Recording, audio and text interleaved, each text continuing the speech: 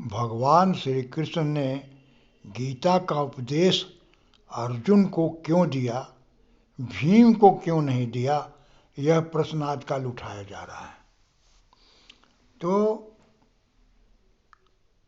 कहा जा रहा है क्योंकि अर्जुन ज़्यादा बुद्धिमान था इसलिए उसको गीता का उपदेश दिया गया था, लेकिन यह बात नहीं है, यह गलत बात है, यह उत्तर अपेक्षित नहीं है।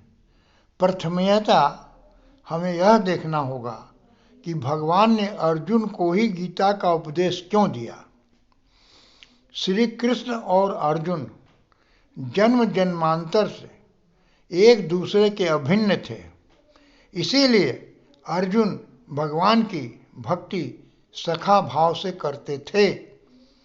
इस जन्म के पूर्व दोनों नर और नारायण थे, एक दूसरे में ज़्यादा प्रीति रखते थे और इसीलिए आंख मूंद कर एक दूसरे की बात भी मान लेते थे।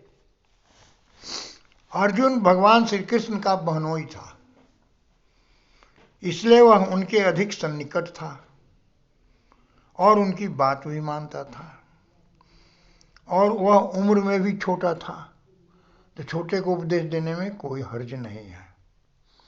अर्जुन भगवान श्री कृष्ण की भक्ति में संपूर्ण भाव से समर्पित भाव रखे था, मतलब पूर्ण रूप से समर्पित था भगवान श्री कृष्ण को। ऐसा बहुत कम लोगों में होता है।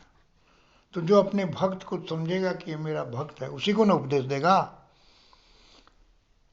महाभारत युद्ध में जब उसने समस्त बंधु बांधव को अपने सामने देखा तो उसके होश उड़ गए।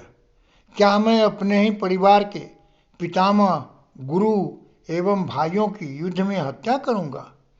उसकी बुद्धि जवाब दे गई और वह रथ पर अपने धनुष और बाण को रख कर किंग कर्तव्य विमूढ़ हो गया। मतलब बुद्धि यहाँ उसकी फेल हो गई, बुद्धि काम नहीं कर रही थी। तो भगवान ने सोचा है तो बहुत मुश्किल होगा, इसको क्या किया जाए, कैसे समझाया जाए। जब उसकी बुद्धि काम न कर सकी तब भगवान ने उसे धर्म युद्ध करने के लिए प्रेरित करना शुरू किया। धर्म युद्ध के लिए प्रेरित करना ही गीता का उपदेश बना, जो आज हमारे सामने गीता पुस्तक के रूप में रखी हुई है।